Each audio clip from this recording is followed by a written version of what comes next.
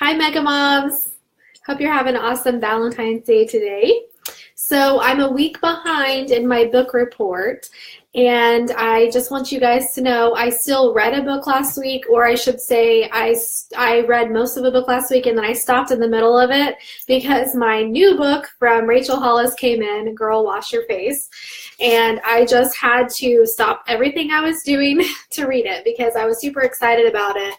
One of the cool things is on her podcast, I think it's called Deus Podcast. For her Deus listeners, she offered like the first 3 chapters which was her reading. It was like in the audible form, and I really enjoyed that. And so as soon as my book came in, I just wanted to go ahead and dive into it because just what she had talked about in those first couple chapters really made a difference. And it was motivational to me. So my take on Girl Wash Your Face is that it's a great book. I definitely would recommend it. It's kind of a light read, not hard to read at all. She writes like she talks, and it's like you're just sitting down and talking to your friend. So I definitely think it's an easy read, and it's inspirational.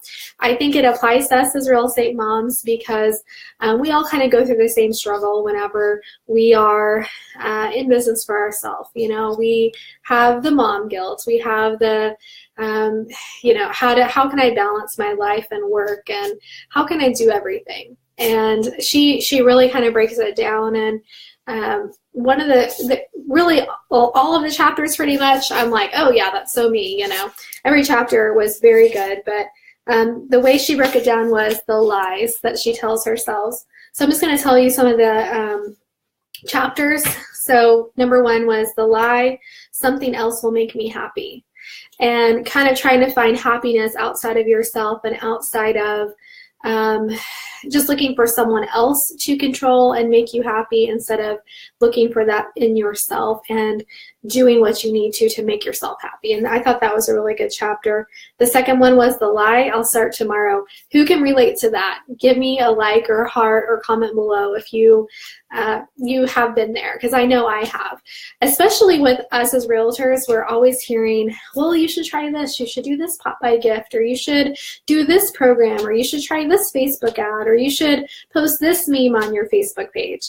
And we're always having all of these ideas. And I must say, I know I'm throwing ideas out there to you guys, and you might feel like that whenever you're listening to me. I don't know. But what we have to remember is those ideas are great and planning is great, but unless we actually do it and take action, it doesn't help our business. It doesn't make a difference to our bottom line. We're just sitting and spinning our wheels looking about what can I do next without actually taking action in our business. And so I thought that chapter was really great and relates to me.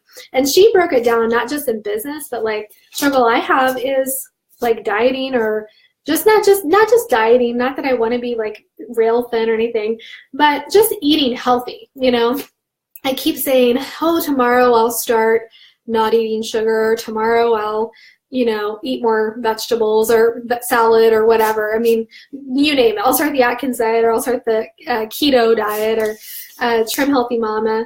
And, that whole I'll start tomorrow thing is just a lie that we tell ourselves, that we just have to decide what it is we truly want and then do it. Whether that be in our health, or it be in our business, or whatever area of our life that we want to change, we just have to do it. This one is pretty deep. The lie, I'm not good enough. And I'm telling you what, this is, like I said, it's one of those things that it's like you're sitting out and you're reading, or you're talking to your friend, and they're just being frank and telling you, you know what, you're lying to yourself when you say and you think, I'm not good enough, or I don't deserve that. Why should I go after that dream because I don't deserve it? And I think we've all kind of been there at one point or another in our lives. And it's definitely a lie that the devil tells us. So kind of getting over that lie, and she gives you ideas at the end of each chapter about what has helped her. And I really like that too, because it's one thing to talk about the struggle, but it's another thing to talk about the solution. You guys know I'm really big on what's the solution to this problem. We're problem solvers, not problem creators. Okay, the lie, number 4, I'm better than you. Comparison is one of those things that we've talked about a lot on my show and in this group of why comparison is the robber of joy, because either you're going to look your nose down on someone else and feel like I'm better than you, you're not as good as me, or you're going to feel like you're not as good as someone else. When in reality is we don't need to compare ourselves with someone else's strengths. You don't need to compare yourself to me or to a top producer in your area or maybe a low producer, a brand new agent. You don't need to compare yourself to someone else, because the truth is we all have our own unique abilities and we all have our own unique gifts and talents and purpose in life. And what you need to do and what I need to do is think about how I can improve myself year after year. Can I be a better person today than I was yesterday? And anyway, I thought that was a great chapter. All of this really relates to us moms who are in business, moms that are entrepreneurs. Number 5, the lie. Let's see. Loving him is enough for me. So she gets kind of deep in this chapter and talks about her relationship when she was in her 20s, and it turns out that this guy becomes her husband later on, but he was a kind of a jerk to her in the beginning and just kind of using her, and her whole existence was wrapped up in him. And she woke up one day and said, you know what, enough is enough. I don't deserve to be treated like this. My existence, my purpose isn't wrapped up in you and loving you. And I know I'm talking about this on Valentine's Day, but I think that's the truth. I mean, regardless if we're married or dating or whatever, our purpose in life isn't because of someone else. We are worth it for someone to treat us well. And anyway, and like I said before, she talks at the end of the chapter of what helps, and it turns out she kind of put her foot down and nope, enough is enough. We're not going to do this anymore. And their whole relationship took a total 180, and they're in an awesome relationship now. So number 6, the lie. No is the final answer. And you guys, if you're successful in real estate, or you look at people who are successful in any line of work, you have to understand that they're not better than you. They don't do really anything different than you. The thing that the successful person does, or the successful entrepreneur, the successful real estate agent does, is not accepting no for an answer. And I'm not talking about when we're cold calling for sale by owners or going on listing appointments or expireds or whatever. I'm not talking about then. I'm talking about just in general in life. So a little kind of history about me.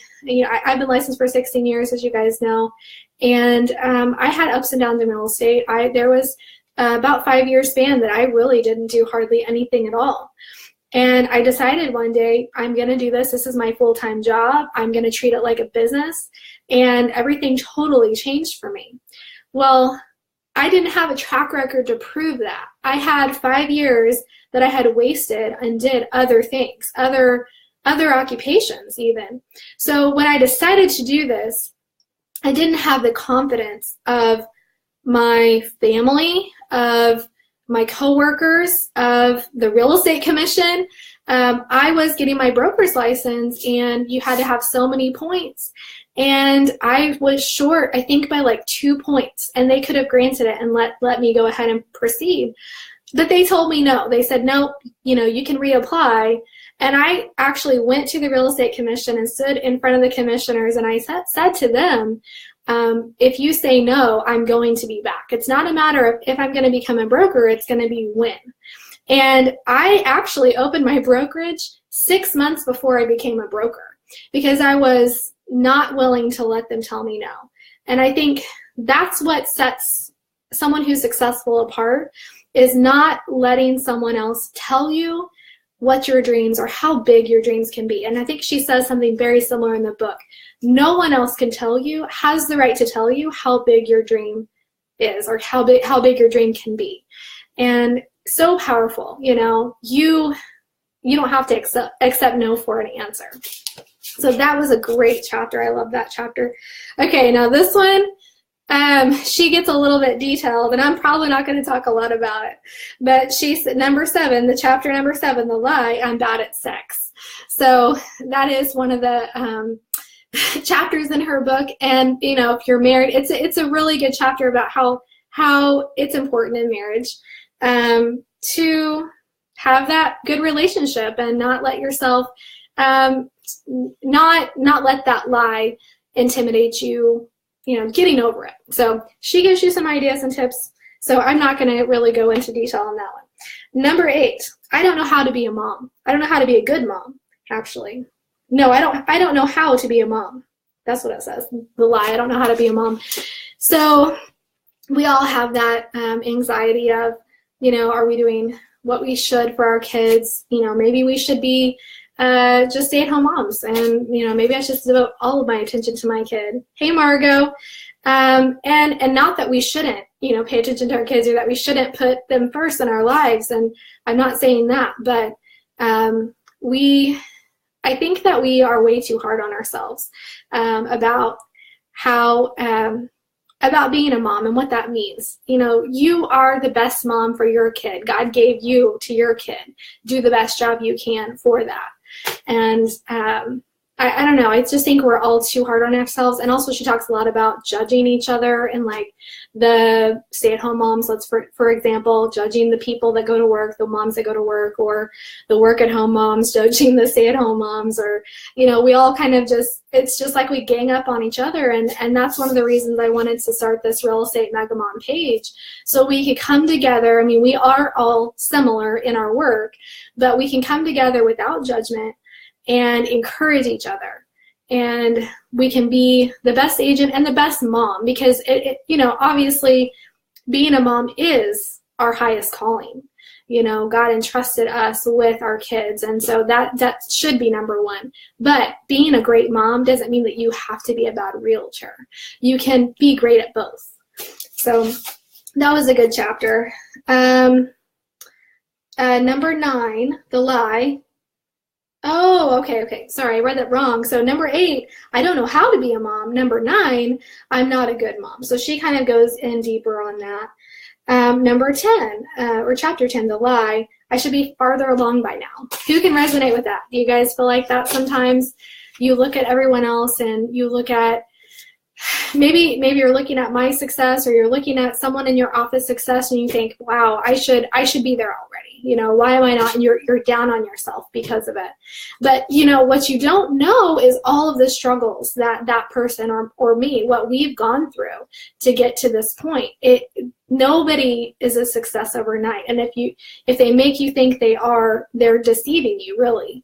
There is no get rich quick scheme out there in real estate. It comes down to being consistent, talking to your clients, delivering excellent service, treating your business like a business, working it every day and without fail, day in, day out. And that's really what it comes down to. And so be patient with yourself. You will get there. The longer you're in real estate, the longer you're in business, the more credible you become, the more repeat business you will get.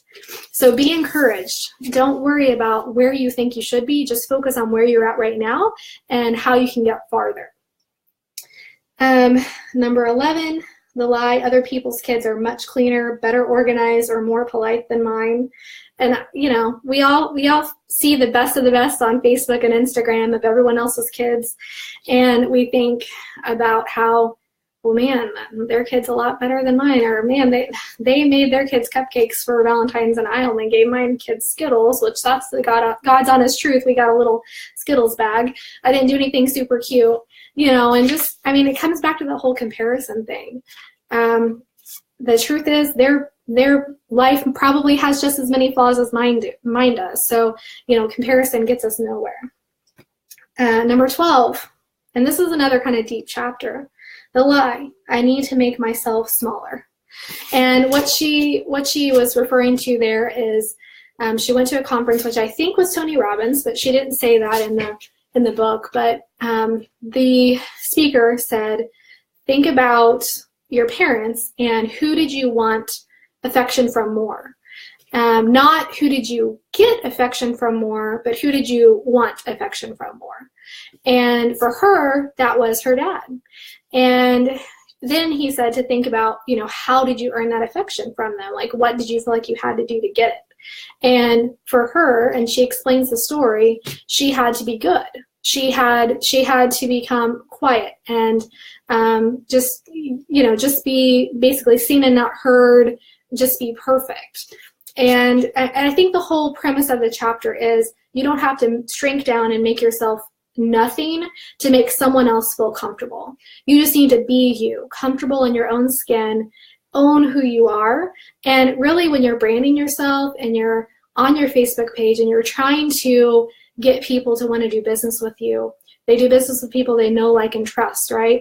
But if you're on there on your Facebook page not being authentic, you're going to turn people away.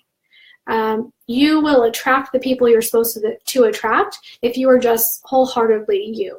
If you're silly, be silly, I would say in a somewhat professional way. I mean, don't go out there and, I hate to say what not to do because I don't want to put my beliefs onto you, but in a way that you feel would represent your business the best, but still own it, be you, just be you. And then number 13, and I'm sorry, I do not remember what she meant by this, but the lie, I'm going to marry Matt Damon. I think it was just like about delusions, maybe, and these dreams. I don't remember what she meant by that. Number 14, I'm a terrible writer. We could say the same thing about I'm a terrible realtor. It's a lie. You need, first of all, if you feel like you're a terrible realtor, you need to figure out why do you feel like that. I mean, is there something, in your job that you're not doing well you need to correct? But you have the ability to be just as good as the next person. Are you putting the effort in there? Let's see, the lie, I will never get past this. Number 15. Number 16, the lie, I can't tell the truth. She was talking about an adoption story that she was kind of afraid to tell her true story about what happened, and that was really powerful. Number 17, the lie, I'm defined by my weight. I think we all probably struggle with weight. I know I do, and feeling like if I could just lose so many pounds, or if I could be if I could weigh this much, then my life would be perfect, or everyone would like me. And the truth is, being healthy is really all we need to worry about, and not be so obsessed with our appearance and worried about what other people think about us. So that was a great chapter. She talked about what helped her in that. And then number 18, the lie, I need to drink.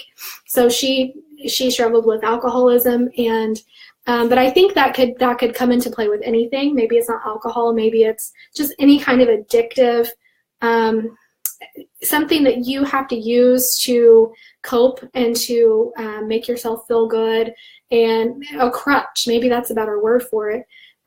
You don't have to rely on that crutch to get you through. And she was feeling like she had to rely on vodka, I think, and some different things like that, and really figuring out why she was triggered like that and what she could replace that bad habit with, to not feel dependent on it, like she needed it, like she had to have that to get through the day. And I think addiction is a big struggle that just as people in general, we struggle with. And it's important to think about the root of the issue, Number 19, there's only one right way to be. So this is, once again, one of those, she's talking about judging others and putting her beliefs on someone else, and her self-discovery through that. And I, it's something I've had to do as well. I was raised a very conservative, and I am, and in my beliefs, my personal beliefs, I am very conservative, but I'm not out there judging and preaching and looking down on people. So I thought that was really good. And then number 20, the lie, I need a hero. And so basically, her story on that was she was running a marathon, and a song came on about how this person needed a hero. I don't remember what it was. And she was like, wait a second, I don't need a hero. I am my own hero. So we can be our own hero. We can be the heroine in our story. And basically, I mean, I'm just so excited about everything she had to say in it. It's great, and I want you guys to read it if you have a chance, because you are your own hero. I can't wait to hear the success stories that you guys are going to bring us. And actually, I'm already seeing, honestly, through our inner circle and my coaching ladies. I mean, just hearing success after success. One of my ladies today, since our last call, she got 5 listings. She has 2 under contract. She has 2 more coming. And this is a lady that didn't have anything in December. And, you know, just having this overnight, or not overnight, but having this 6 weeks that she's been with me, you know, pay off in such a huge way. It's just so exciting to see the change in her business and in everyone's business that we're working with. It's just awesome. So I'm appreciative to you guys for being part of our community, and I hope that you are getting something from it. Leave me a comment.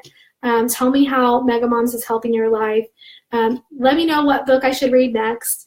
I'm 3/4 of the way through Millionaire Real Estate Agent, and that's what I was reading last week and skipped. So my goal is to be done with that by the end of this week, and then I'll give you a book report on it this week so I can catch up, because I'm trying to read a book a week. And I'm a faster listener than I am a reader, and that kind of made me slow down a little bit because I wanted to read this one. But yeah, it's definitely check it out. It's available on Amazon. And she has a cool blog and Instagram and all that, so I like watching it. So hope you guys have a great Valentine's Day. Let me know what I should read next. Tell me if any of this kind of resonates with you. What are your stories?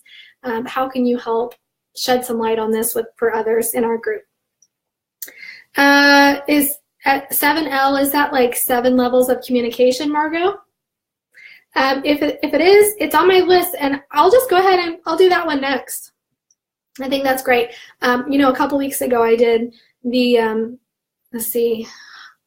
high performance habits. That was a good one too. Margot, our book of the month this month in Inner Circle is High Performance Habits. Definitely check that one out. I'll read 7L next at your request. Thanks, girl. We'll talk to you later. Bye.